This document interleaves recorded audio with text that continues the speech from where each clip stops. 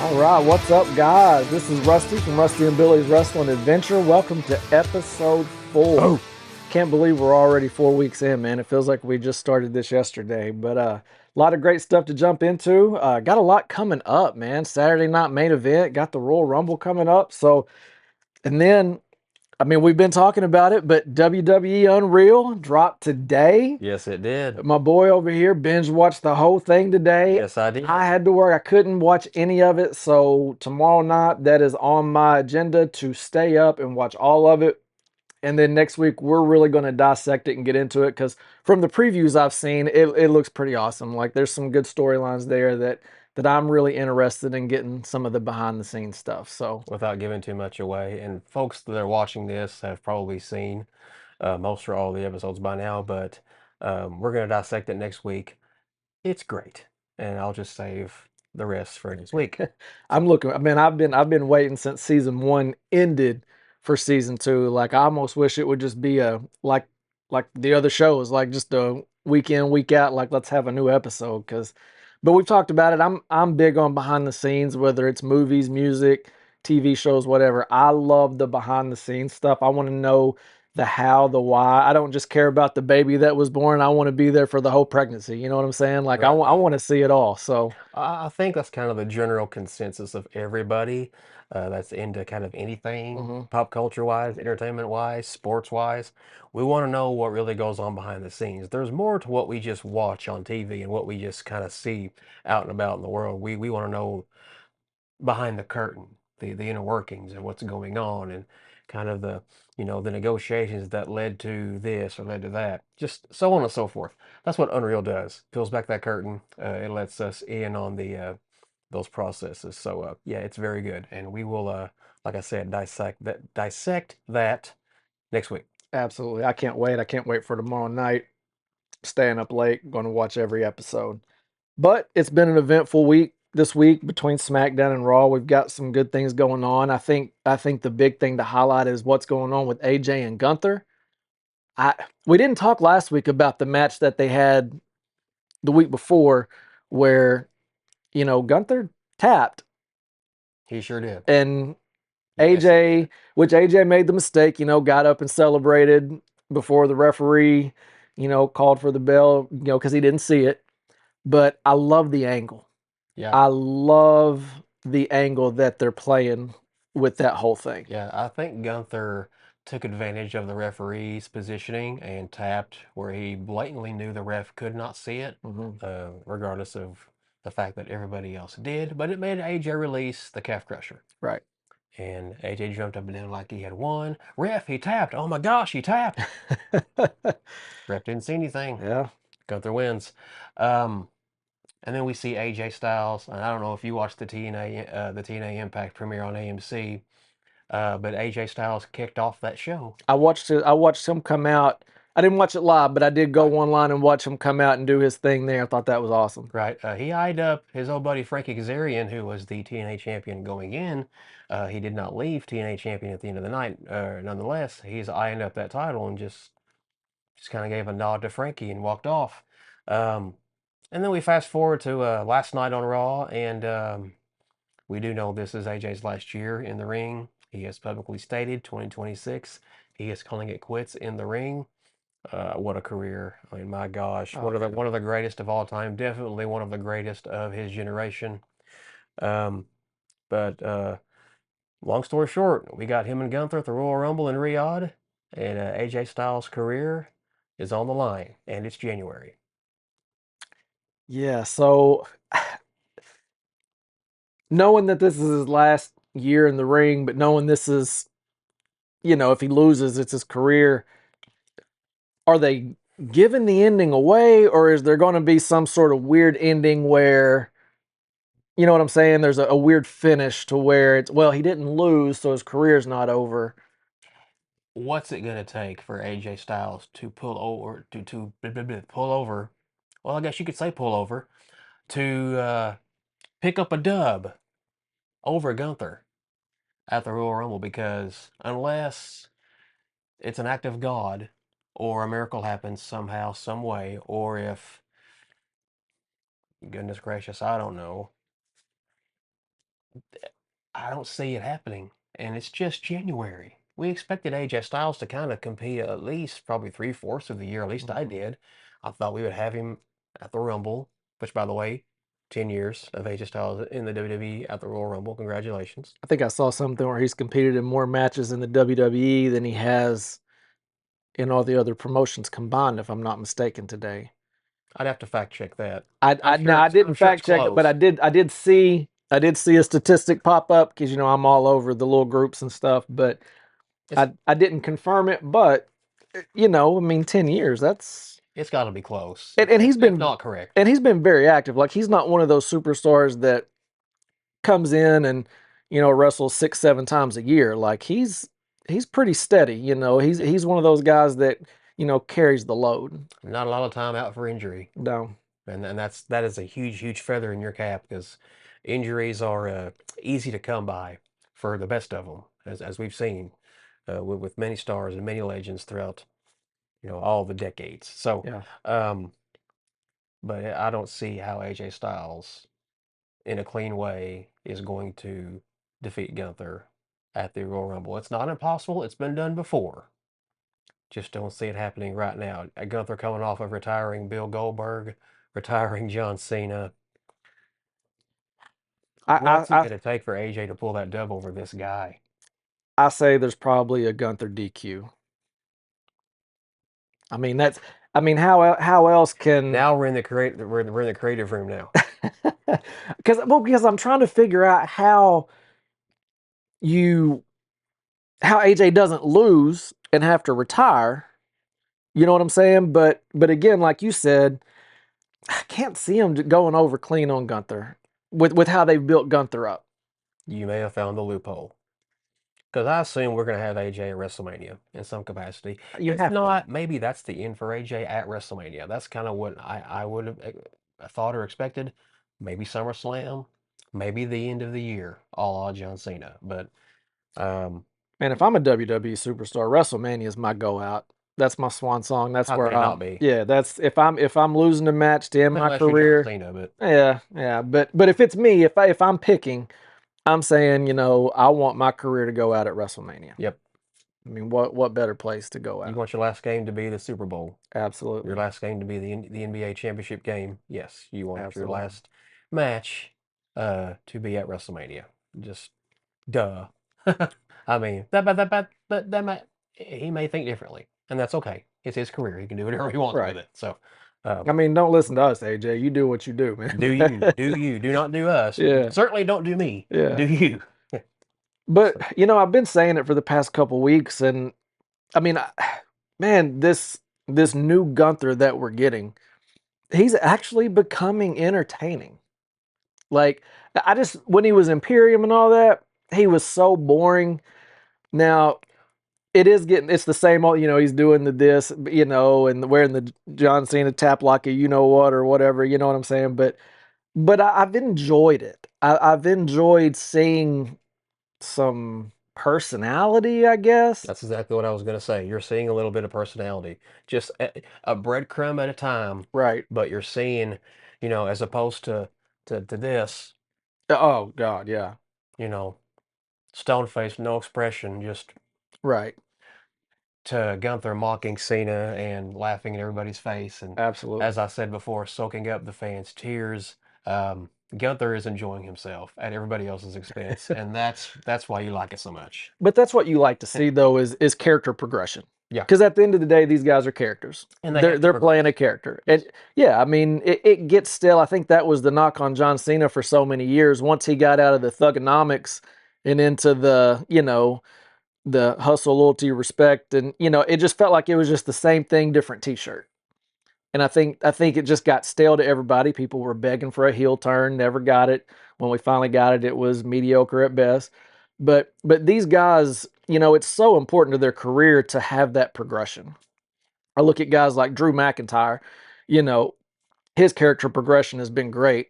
Randy Orton, his character is always evolving a little bit. You still get old Randy, but there's just a little tweak here and there to give you something else. Like right now, he looks like he's having the time of his life. He's older and more mellow. Yeah. Oh, yeah. Whereas Randy before was was angry and uptight and Yeah. was willing to do whatever it took Hmm. to get whatever he wanted.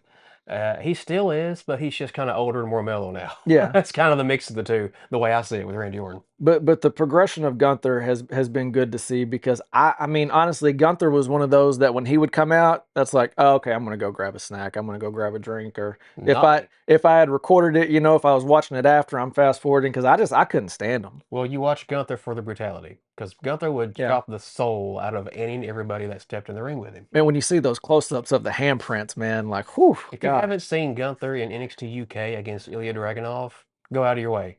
I believe it's still on Peacock. I think it is. Empty arena. It is. You can hear every chop. They all sound like guns going off. It is incredible. And I know, there's people like, oh, it's fake, and No, man, no, no, no. sit, go sit ringside, and Hmm. you can see the whelps on them. You Like can see you, it. you can You can hear it. see. You can Oh feel it. man, Mm. I'll just say, if you think it's fake, let one of them chop you like that, and see how you feel the next day. Because man, I've I, seen I it want, firsthand. I want no part of it. I've seen it I firsthand. want I no part of it. guarantee you. Yeah, the it is as advertised, Yeah, as seen, as heard on TV. It is that way in real life. It is a spectacle, yeah. to say the least.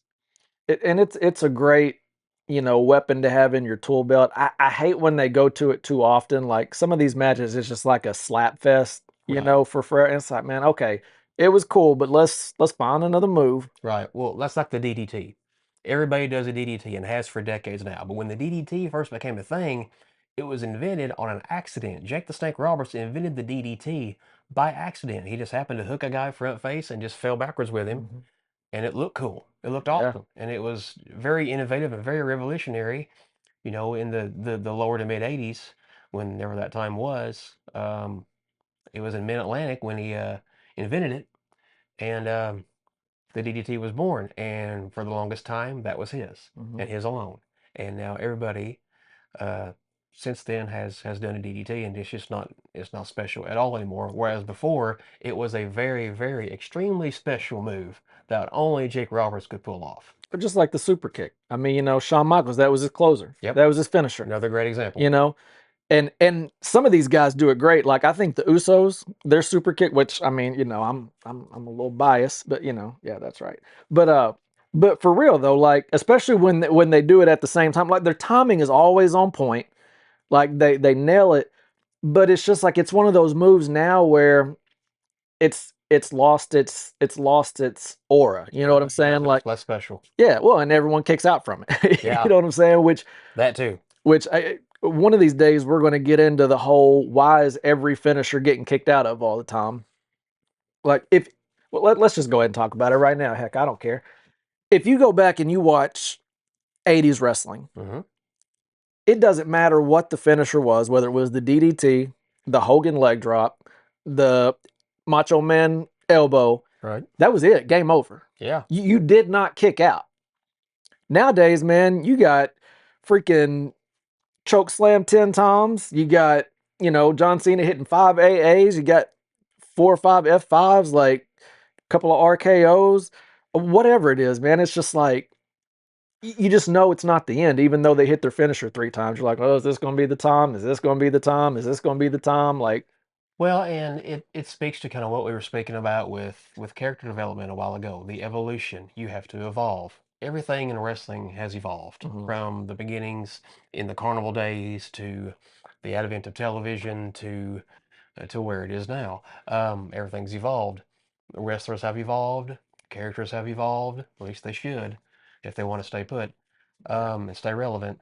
But the wrestling itself, including the moves, have also evolved. I don't know. I like to see. I like to be kind of hooked. As far as a finish goes. If I think that's it, oh, and then there's a kick out because you don't expect the kick out, or at least you're not supposed to expect the kick out. You know, I don't mind that at all. As a matter of fact, I like that. I like being on a good roller coaster ride, going up and down. Um, I don't mind 3 to 5 to 8 I think my thing is false just, finishes, but at the same time, I also get your point. it's just Uh, every match now. I also understand, but there has to be that definitive, like, the end nail in the coffin. That's it, Yeah. period. No one's getting up from that, um, regardless of what that is. I think a lot of it is nowadays in these matches, they're doing it to where they got to make sure everyone hits their whole move set.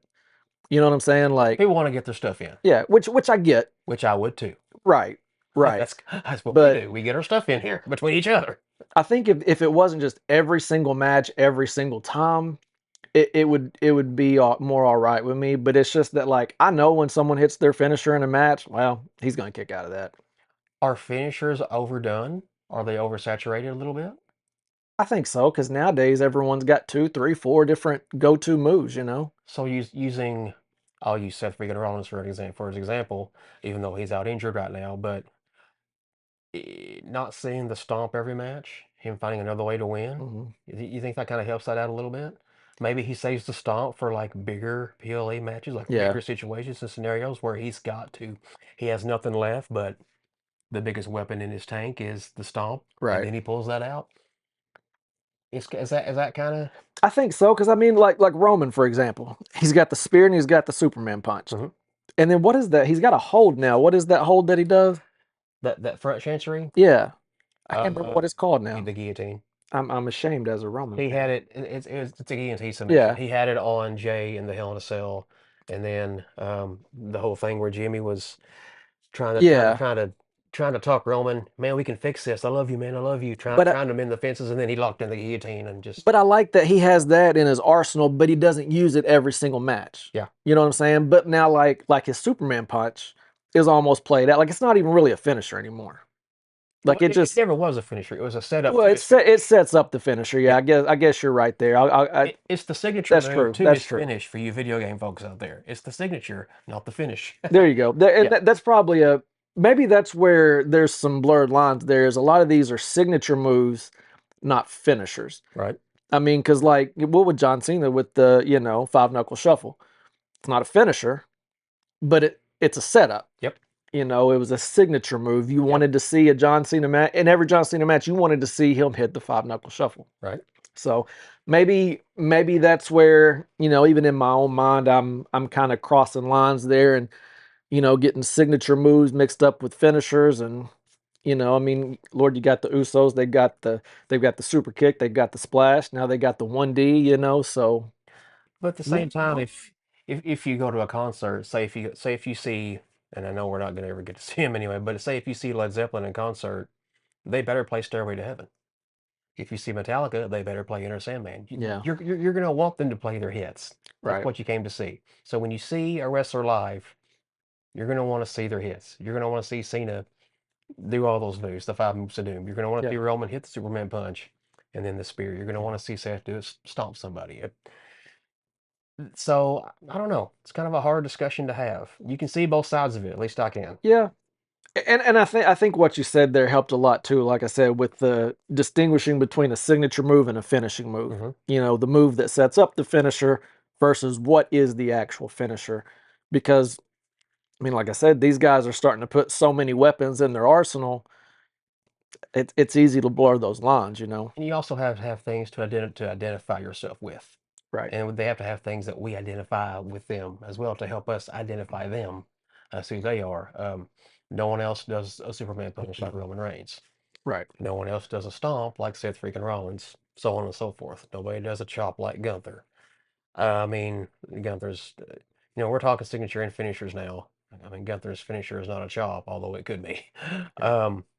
But you know, that points back to character, and maybe that's a part of character development. Maybe that's a part of character evolution. Maybe the moves kind of evolve and change over time.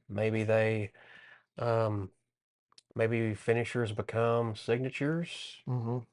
and Well, maybe something else comes up and is a bigger weapon or a heavier hit and let's in their be honest, toolbox. when someone has a little hiatus or absence, whether it's injury or just time away, and they come back and they use a new move, you always get a little excited. Wait, whoa, whoa, he's never done that move before.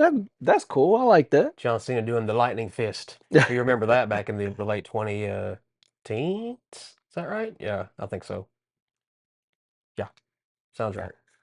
I'm gonna take your word for it. My I'm pretty brain sure. doesn't remember time like that. Pretty sure it's 2010, Yeah, late 2010s. Yeah, pre-COVID. yeah. Um, so all right, yeah, finishers. Uh, they need to be more special. I think that's kind of our the end slash beginning thesis statement in that whole diatribe there. With that being Uh, said, just curiosity for those that watch. What's your all time favorite finisher? What is the one that you get the most excited about? As a kid, it was the Hogan leg drop, which now looking back, Chris, like that was that was such a lame finisher move. But back then, it was freaking awesome.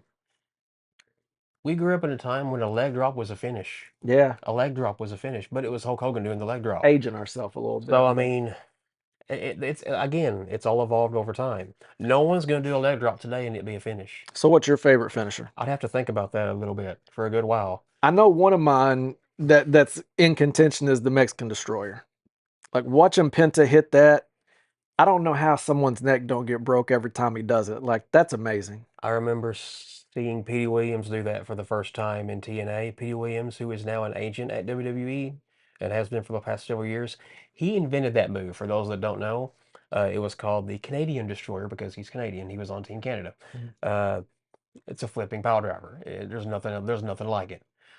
It's gotten stolen about as much as a DDT has, as much as anything else has now, but it's still an awesome move nonetheless, and definitely is just a finish worthy move. If you've ever seen it, and if you've seen wrestling for 5 minutes nowadays, you probably will see it if you haven't. Um, but yeah, Penta's Mexican Destroyer, aka Petey Williams Canadian Destroyer, it is phenomenal. It is a thing of beauty. I don't see how guys don't get their necks broken every freaking time that that move gets hit. I don't know. Knock on wood. I don't see how it isn't banned because we do have straight pile drivers banned and have for decades now in WWE. But nonetheless, it's still cool to see. Hopefully, we still see it, regardless of what I just said. Um, my favorite finisher of all time, the Diamond Cutter was something else. Uh, It that just was a good was one. and still is. Not the RKO. Sorry, Randy. Um, although the RKO is very popular and revolutionary, and a lot of kids nowadays and younger than us identify that more as the RKO, Hmm. internet memes and videos and whatnot. But um, back in our day, during the Monday Night War, um, when DDP put on the NWO shirt and then pulled in Scott Hall, delivered the Diamond Cutter, and said, "Nope, I'm not joining the NWO." Man, And when he cosplayed as La Parka in a match against the Macho Man and hit the Diamond Cutter as La Parka, and you're like, wait a minute, La Parka, he just beat the Macho Man. Wait, that's not La Parka. It was DDP under the mask. yeah, The Diamond Cutter was over like Rover, and he could hit it out of any angle, out of anywhere, any move anywhere. imaginable. One of the greatest. That I think that's the greatest finisher of all time is the Diamond Between Cutter. that and Tony Schiavone's call of the Diamond Cutter, Hmm. oh man, Oh, I, if if you don't know what we're talking about, go look up some of the old WCW Nitros if you can find them. I'm not sure if they're on Peacock. they're on. So WWE Vault launched their YouTube channel like last year, year before. There is a WCW one. There is plenty of Nitro on there. Go watch it, man. Schiavone calling those matches, and especially when DDP would hit that Diamond Cutter, man, classic, Quite easy to find. So classic. But speaking of finishes, another one of my favorite is Jacob Fatu. I love the way he doesn't even look at the guy laying in the ring, and he just runs, bounce, backflip, and lands it perfect every single it's like he's time. magnetized Like, to the guy. Yeah, and a guy that big, man. Like a guy that big. Like, I remember when he first came into WWE. What was it, a year ago, maybe a year and a half, something like that. year and a half. And I saw him hit that for the first time. I was like, bro, he didn't even look. No, Like he didn't even look at the guy, and could not have hit it more perfect. And every time he does it, it's the same thing. And I'm blown away by it. yeah. Jacob Fatu is really freaking good, and always has been. It's just taken him a while to get here to the main stage of WWE, regardless of the fact that three-fourths of his family is and has been for quite some time. And we got Jacob Fatu. We talked about it a little bit last week. I don't know what was going on with I knew what was going on with him attacking Drew in the cage because Drew beat his teeth out Yeah. a couple months ago. But then getting into it with Cody, it's like, what's going on there? So Cody wants to give Jacob Fatu a receipt, and he's going to give him that receipt at Saturday night's main event this Saturday night. We got Cody against Jacob Fatu at Saturday night's main event. All of a sudden, Cody no longer a WWE champion.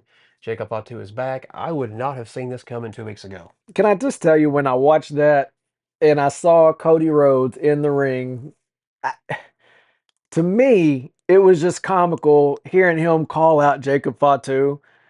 I don't know, man, like cuz Cody doesn't look like he belongs in the ring with Jacob Fatu. Like he and I'm not knocking Cody. I'm just like, but Fatu is like I can see Drew calling him out. Like Drew's more seems like a brawler, you know.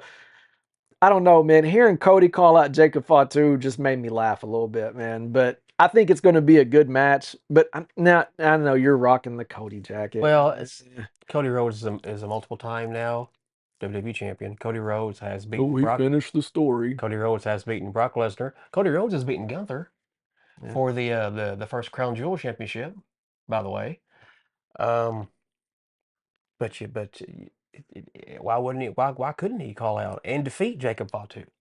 I don't I don't like it. I don't like it. I just don't get why Cody now is so focused on wanting to give a receipt back to Jacob Fatu and not keep pressing and pushing after the WWE Championship that he just lost to Drew McIntyre. Well, he's blaming Fatu for losing it, but he's the idiot that didn't just jump out of the ring when Fatu was beating on Drew. Cody's the one that walked up was like, "Hey," and then got punched in the face for it. Yeah. You should have took the help, Cody. I mean, I'm repping your jacket, but you should have took the help. Yeah, I mean, because, and I said this last week, if anything, Fatu saved the match for him because Drew was about to crawl out the cage. Like, so what's he mad about? Like, Uh, that's the disconnect for me. Is that's crybaby Cody. That's crybaby Cody. I would never call him Crybaby Cody. Nonetheless, Cody Rhodes Jacob Fatu is a marquee match, I can't wait. and it's going to be a good match. I can't wait. It's going to be a good match. I'll be curious to see how they play it, where it goes. If there's some Drew McIntyre interference somewhere in there, if so, how does he interfere? Like, what angle do they play if he does? That's going to be interesting. Saturday night main event's going to be good. Is that the main event? We've got a fatal four-way number one contenders match for Drew McIntyre's Mm-hmm. undisputed WWE Championship. We've got Randy Orton, we have Trick Williams, we have Damian Priest, Yeah. and we have Sami Zayn. Oh God. Let's go, Sammy. Come Oh on, Sammy. Let's God. go, Sammy. I want to see Sammy against Drew for the WWE title. They're watching. Yeah. And then call me one of his kids in. I don't think that's biologically possible. Pretty sure I'm older than Sammy. Nonetheless, uh, I'm a Sami Zayn guy. So where do you go with that match? Because I mean, Orton maybe, but man, I don't know. Trick, I could see it, but he's just so fresh in it. You know what I'm saying? As far as like on the main roster, um, I mean, Sammy and then Damian. Like, how unexciting is Damian? Like, I like Damian's work. Don't get me wrong. He puts on some decent matches. I enjoyed his little championship run for about 5 minutes. It was cool, but I don't know, man. He just to me, he's not box office. But that's my opinion. Yeah, I'm sure there's people out there that disagree with me. And I'm not a Damian hater, don't get me wrong. He's a lot to me like Sammy, where I like him in the mid card, but hey, and I've decided this about Sammy. Hey, give him a shot with the title, see how it goes. Here's one thing I know is it don't matter who cries for him. As soon as he gets it, y'all's gonna be bored of it anyway and start complaining and wanting the belt taken off of him. Y'all did it to Jay. Y'all threw a fit because y'all want to CM Punk to win it. CM Punk wins it. Now y'all are mad because Finn Balor didn't win it. Like, you're never going to please the WWE universe with that stuff. Like, so at this point, it don't even matter because as soon as the fans get what they want, they get bored of it real quick. And ain't nobody complaining about Jade Cargill not even having a match since she's had her freaking title. Like, talk about killing the prestige of a championship. Good Lord. Well, on SmackDown, who she got to challenge for her championship? We ain't seen Tiffany Stratton in a hot minute. No, I'm Uh, I'm wondering if she'll be back in the Rumble, maybe as a surprise entrant or something. I'm pretty sure she will be. Most everybody on SmackDown is involved in the women's tag title scene. Yeah, You got Charlotte and Alexa, you got Nia and Lash, you got, and so on and so forth. I mean, that's where everybody's at. yeah. And then we've got Jade Cargill. Um, she's just kind of getting. There's Meech in here, and she Well, got they're injured on a live event, so that's out. they're But there's pushing this B-Fab, Jordan Grace thing, Jordan Grace. which I mean, with those two, it might be a good match. Now you got, That'd be a power match for yeah, that's what I sure. was about to say. You got two powerful women that Two action figures going at it in yeah, female form, yeah, seriously. But I mean, you're right though. That division is. It seems like it's tag team focused right now. which again, no complaints. Oh no, I mean we It's we hit it's a on great that thing to last see. week. We are enjoying that. I think my only knock on it this week was stop coming out and calling Monday Night Raw something with your name. It's the whole like coming up with a name for your tag team to me. Like the Monday Night Rio, like shut up. Like I don't want to hear that. Like Yep. Yeah. I get tired of everyone coming up with a new thing to use for that. Like it's played out. The first time it was oh, that was cool. That was kind of funny. That was neat. Nice little niche there. Everybody does it now. Let's just stop doing that. Yeah. Like whoever's doing the writing, tell these guys stop doing that stuff. It's old. We don't care anymore. Like Yeah. When it was Monday Night Jericho, mhm. that was cool. Or it was it Raw is Jericho? Wait, also when Yeah. he made the jump, it became Raw. It was Raw Yeah. as Jericho. Yes, Jericho got away with that because Jericho. That's one of Jericho's most many original ideas that we Yeah. got from Chris Jericho. With Jericho would name shows after himself and Hmm. would just come up with all kinds of nicknames and just things for himself. Still does to this day. But that's Jericho though. Like Yep, he can do that because he is Chris Jericho. and he was the original one to do that. Exactly. Exactly. Same with Rock. Rock came up with a lot of his stuff. It Yeah. was original. No one else can duplicate it or do the same thing as The Rock did because The Rock has already done it and did it first and did it does it as good as anyone ever could. Yeah. Um, yeah, I agree with that. Yeah, it's you're not going to see somebody come out on Monday Night Football. Welcome to Monday Night Dolphins or whatever the team is. I don't really. Yeah. Welcome to Monday Night Bears. It's just played out. It's Yeah, just played out. Like, yeah, but yeah, I mean that's a great point as far as the women division. It is at least on that side in that brand, it is all seemingly tag team focused right now. So there's not a lot going on as far as the championship scene, and which honestly it's going to lead to an exciting Royal Rumble because you've got all these teams, which of course you're going to get your other entrants. There's going to be people out. Like I said, I expect Tiffany to come back in the Rumble. I hope that she comes back without it being announced. Like I, yeah. I would rather it be a surprise. Um, but there could be some excitement there with teammates maybe eliminating each other because I don't think any of these teams are like have always been tagged. Like they're all individual stars that have been put together in a makeshift tag team, which is still great and entertaining. But there's going to be that okay, I got to go for mean right now.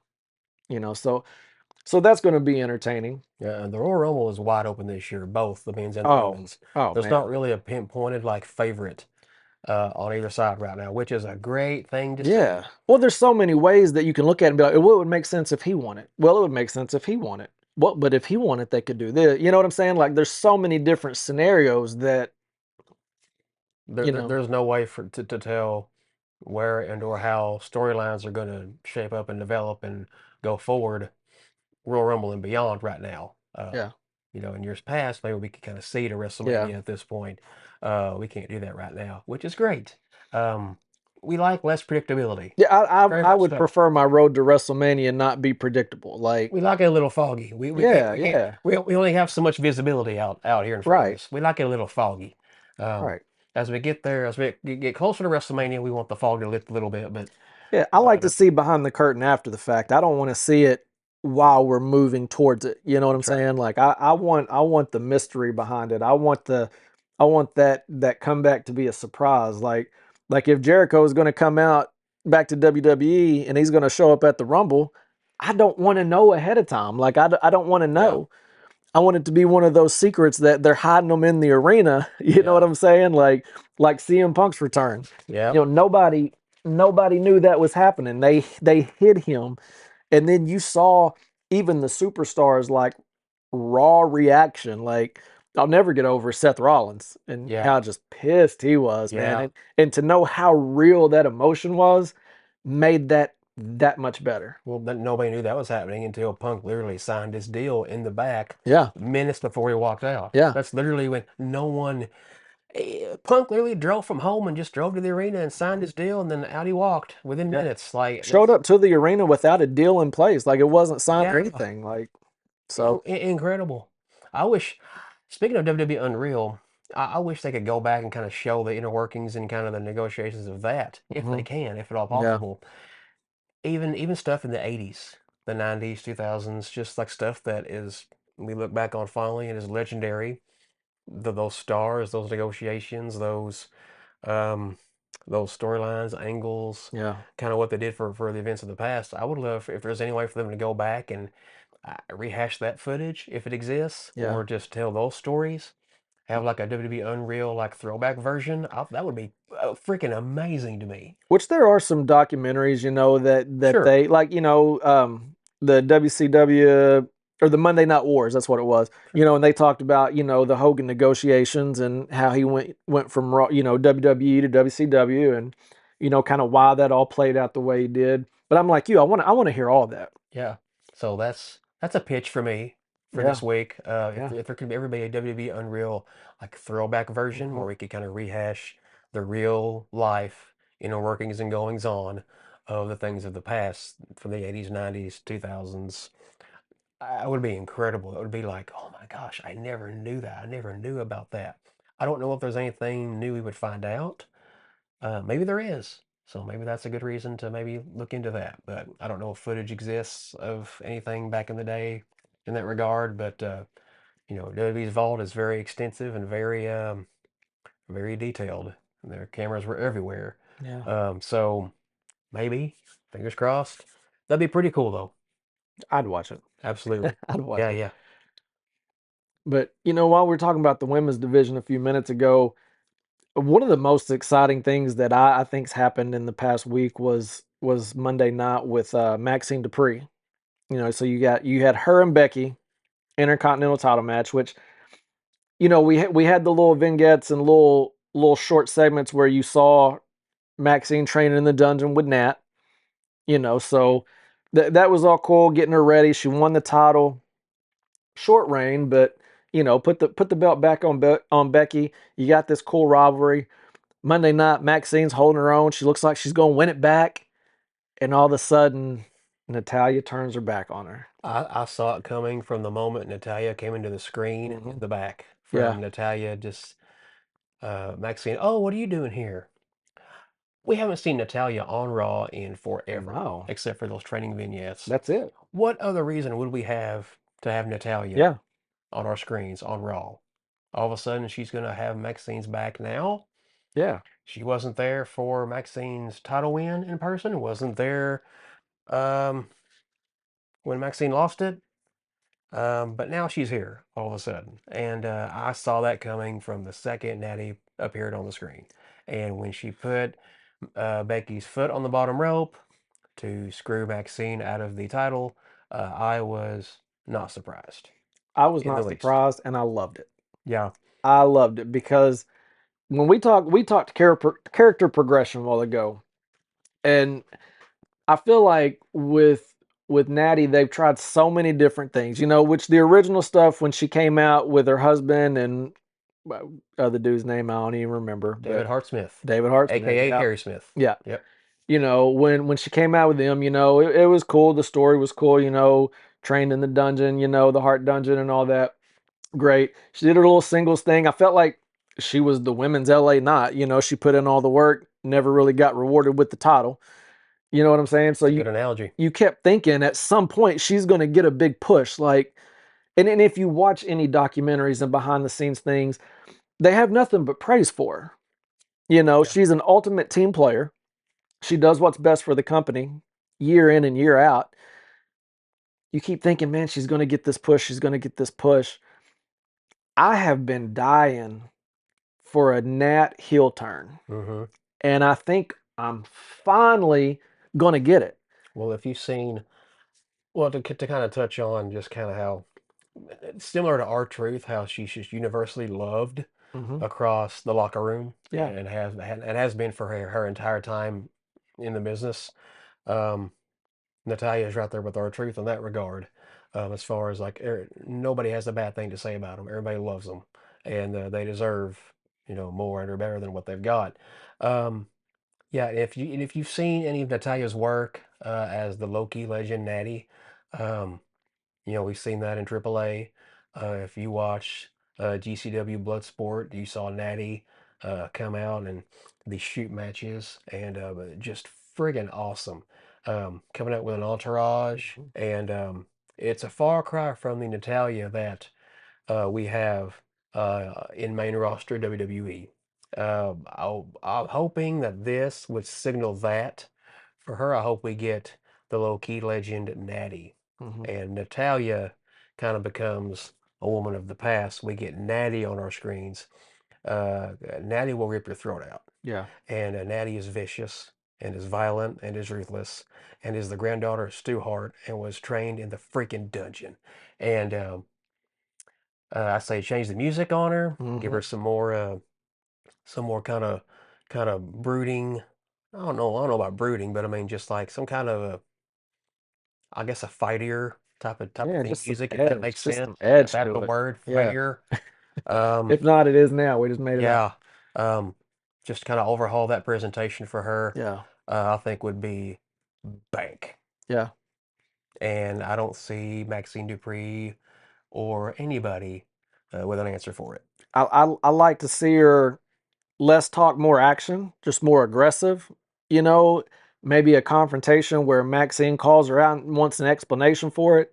She walks out there and I don't know, maybe she starts to talk to her, or maybe she says, I don't know you nothing, Do you know who I am? Remind her who you are. Remind her that you came from Stu Hart's dungeon. Like you've been through it. You've put in the blood, sweat, and tears in the WWE. You don't owe Maxine Dupree a thing, You're you know? you're of the Hart bloodline. Yeah, yeah. By golly, you're the freaking granddaughter of Stu I'd Hart. love to see her pull a line like, you want to talk bloodline? Like, I'm from the Hart bloodline, like you said. Like, Your dad was the Anvil. Your uncle's the Hitman. Your uncle was yeah, Owen Hart, the British Bulldog. My yeah, man. gosh. Like the lineage there is insane, Yeah, man. yeah, Like, so I'm hoping that's what we're getting. I'm hoping that's the direction that we're going. And I'm like I said, I'm here for it, man. I'm excited. I'm excited to see where that goes. Like that has the potential to be something special. yeah. Just for Natty to be a killer, that Absolutely. would be awesome. That would be great. That would be great. Well, guys, that's about all we've got for tonight, but got a lot coming up this week. Get ready for this weekend, man. We got SmackDown. We got Saturday Night Main Event, which is going to be awesome. Watch Unreal this week because we're going to break that down next week. We So are. next week may be a little bit longer. We're going to have a whole lot to talk about next week between Unreal, SmackDown, Raw, and Saturday Night Main Event. There's a lot coming up. I'm excited about it. Um, And don't forget. Go ahead. I was gonna say the Royal Rumble's next weekend, the weekend after Yeah, next year. yeah. Which has really been a low key under the radar thing, man. Like they really haven't talked much about it. I think they're actually building an arena from Mhm. the ground up in Yeah, Riyadh, if I saw correctly, yeah. It's for this crazy. Royal Rumble. That's never been done before, where they just kind of make, except for like WrestleMania 9, they kind of Yeah, overhauled. I guess it was, if I remember correctly, it was like a parking lot in Caesar's Palace that they turned into the arena for WrestleMania 9. yeah. Um, they're building an arena from the ground up for this Royal Rumble in Riyadh, Saudi Arabia. Pretty cool. And so far, just from like the early pics that have leaked online, just of the construction of it all, it looks like it's going to be insane. So, It's gonna be cool. It's gonna be cool. But so in the comments, man, like let us hear your predictions. What do you see happening coming up in the Royal Rumble and on this last week and a half leading up to it? Who are some surprise entrants you think might come in? Are we gonna see LA not come back? Is Tiffany Stratton coming back? Is Jericho coming? Let us know what you think. We'd love to discuss it. And we'll dive off into that more next week and get ready for the Royal Rumble next weekend. But until next week, I'm Rusty. I am Billy. We appreciate you guys hanging out with us for a little bit. Um, Solo, take it away. Oh. 4 letters, 1 word. Start.